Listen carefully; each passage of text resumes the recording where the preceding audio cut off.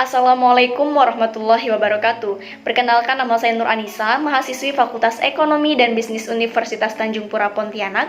Kali ini saya akan berbagi informasi mengenai welfare economy atau ekonomi kesejahteraan yang dikemukakan oleh Amartya Sen. Ekonomi kesejahteraan adalah sebuah cabang ekonomi yang menggunakan teknik mikroekonomi untuk menyelesaikan atau mengevaluasi kesejahteraan pada tingkat agregat. Salah satu masalah yang paling krusial dalam suatu negara adalah masalah terkait dengan kemiskinan, karena kemiskinan merupakan suatu konsekuensi yang logis yang pasti ditemui ketika sebuah pemerintah tidak dapat mengelola negaranya dengan baik.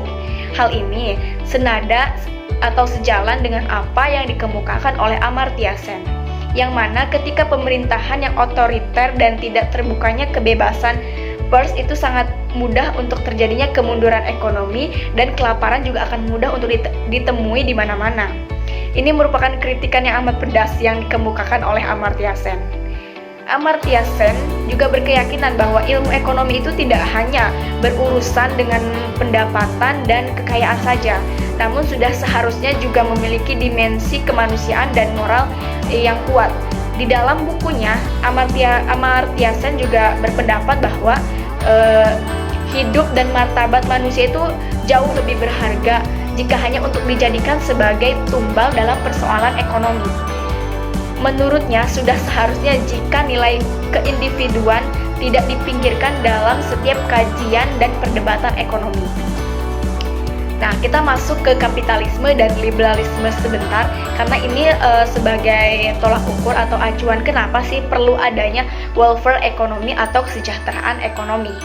Jadi kan kapitalisme dan liberalisme itu adalah suatu paham yang banyak ditentang gitu ya oleh banyak negara gitu, karena itu mendahulukan kepentingan pribadi di atas kepentingan umum, atau meninggikan kepentingan pribadi dibandingkan dengan kepentingan khalayak umum.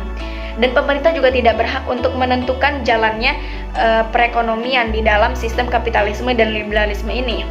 Oleh karena itu, munculnya sistem atau konsep ekonomi welfare atau kesejahteraan ekonomi itu dianggap sebagai solusi terbaik untuk mengatasi persoalan yang terjadi pada kapitalisme dan juga liberalisme.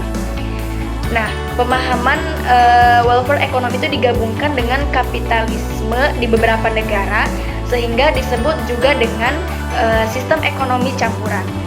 Nah, konsep ideologi ini ada dikarenakan bertujuan untuk meminimalisir kesenjangan sosial yang terjadi, dan untuk mencapai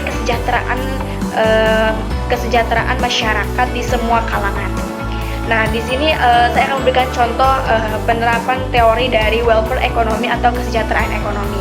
Nih, contohnya ada di negara Skandinavia, di mana diberlakukan pemungutan pajak yang amat tinggi terhadap warganya, di mana dari penerimaan pajak tersebut itu digunakan untuk agar lancarnya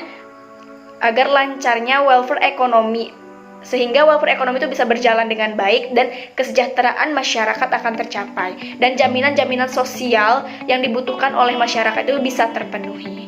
Baik, cukup sekian video kali ini. Mohon maaf jika terdapat kekurangan. Terima kasih dan sampai jumpa.